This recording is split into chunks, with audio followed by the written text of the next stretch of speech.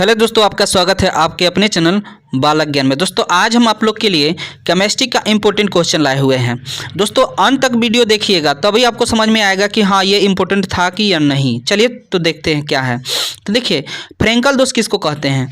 तो देखिए जब क्रिस्टल जालक से एक आयन अपने स्थान से गायब होकर क्रिस्टल जालक में ही फंस जाता है, ठीक है ना, तब हम उसको बोलते हैं फ्रेंकल दोष। ठीक है, मान लीजिए कोई है यहाँ पर क्रिस्टल है और यहाँ से निकल गया, यहाँ से आयन निकला और इसी जाल में इस जाल में फंस जाता है, तो हम इसको बोलते हैं फ्रेंकल दोष। ठीक, चलिए अगला जो क्वेश्चन है, एन टाइप अर्धचालक। तो देखिए जब किसी शुद्ध अर्धचालक में 5 संयोजकता वाले अपद्रव्य को मिला दिया जाता है तो इस प्रकार के मिश्रित अर्धचालक को एन टाइप अर्धचालक कहा जाता है। और इसमें मुक्त इलेक्ट्रॉन होते हैं, मतलब इसमें 5 संयोजकता जब मिलाते हैं ना तो एक इलेक्ट्रॉन जो है फ्री हो जाता है जो इधर उधर गति करते रहता है। ठीक है, चलिए अगला जो क्वेश्चन है,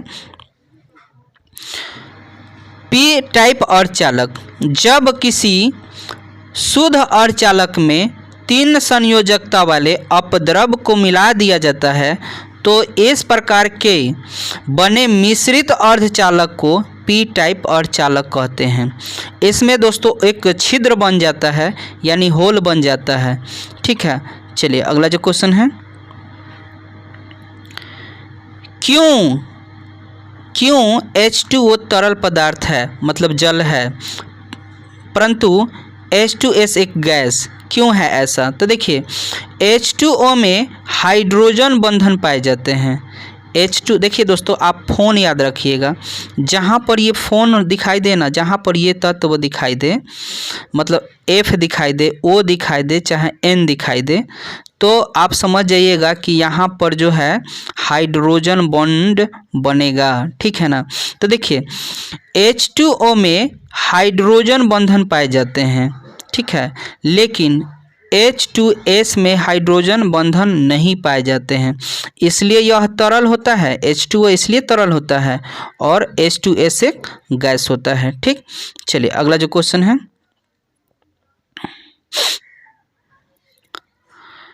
वर्ग 15 के तत्व को क्या कहते हैं। तो देखिए इसको कहा जाता है निकोजेंस कहा जाता है।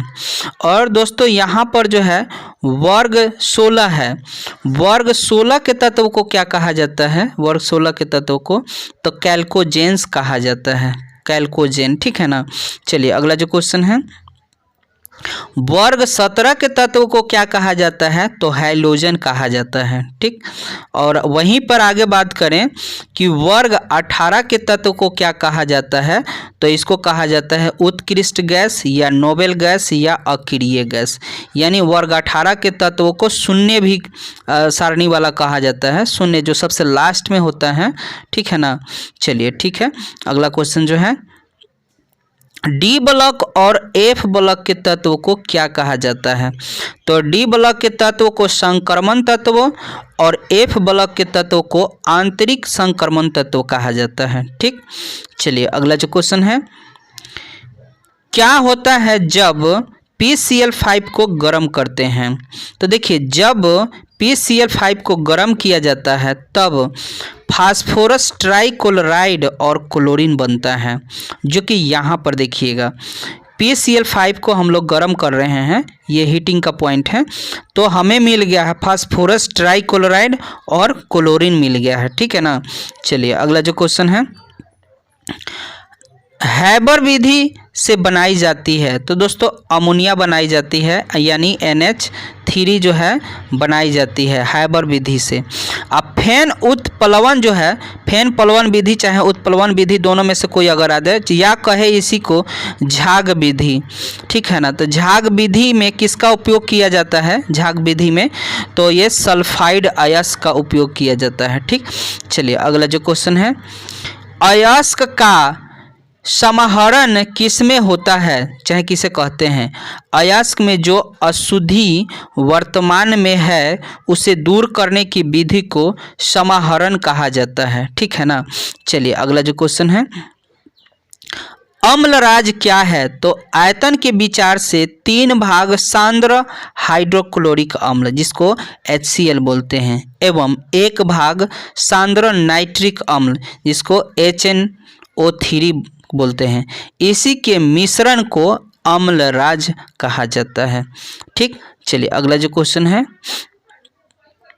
क्यों ऑक्सीजन गैस है जबकि सल्फर एक ठोस है? दोस्तों ये दोनों एक ही ग्रुप का है, लेकिन एक गैस है और दूसरा का ठोस है। क्यों? तो देखिए, ऑक्सीजन में मल्टीपल परमाणु बंधन बनने की प्रवृत्ति होती है, यानी ऑक्सीजन में अनेक बॉन्ड बनाने की क्षमता होती है और इसकी साइज जो है छोटा होता है। ऑक्सीजन आप लोग जानते हैं कि पहले आता है आवर्त सारणी में और सल्फर जो है बाद में आता है, तो इसकी साइज जो है छोटी होती है और यह गुण सल्फर में नहीं पाए जाते हैं। ऑक्सीजन इसीलिए क्या है, हाइड्रोजन बॉन्ड बनाता है और जबकि सल्फर नहीं बनाता है, इसलिए ये ठोस है, अब वो गैस के रूप में है। ठीक, चलिए अगला जो क्वेश्चन है, जिंक के 2 अयस्क के नाम बताइए। तो 2 अयस्क जो है जिंक ब्लेड है जिसको ZnS बोलेंगे और कैलामाइन जो है ZnO3 बोलेंगे। तो जिंक का ये अयस्क है, ठीक है ना। और अगला जो है पॉइंट देखिएगा यहाँ पर, कॉपर के 2 अयस्क के नाम बताइए। तो कॉपर का होता है कॉपर पाइराइट्स होता है जिसको CuFeS2 होता है और इसको बोलते हैं कॉपर ग्लास जो कि Cu2S होता है, ठीक है ना। चलिए अगला जो क्वेश्चन है, कोल्बे अभिक्रिया। तो देखिए, फिनॉल के सोडियम लवण की कार्बन डाइऑक्साइड गैस के साथ अभिक्रिया कराने पर ऑर्थोहाइड्रोक्सी बेंजोइक अम्ल बनता है, इसी को हम लोग बोलते हैं कोल्बे अभिक्रिया, ठीक है। चलिए अगला जो क्वेश्चन है, नारकोटिक पीड़ाहारी, वैसी औषधि जो कम मात्रा में देने पर दर्द को कम करे और नींद लाए, उसे निकोटिक पीड़ाहारी कहते हैं। हालांकि अधिक मात्रा में ये आलस्य और बेहोशी की स्थिति पैदा करती है और यहाँ तक कि आदमी की मृत्यु भी हो जाती है, इसी को नारकोटिक पीड़ाहारी कहा जाता है, ठीक है ना।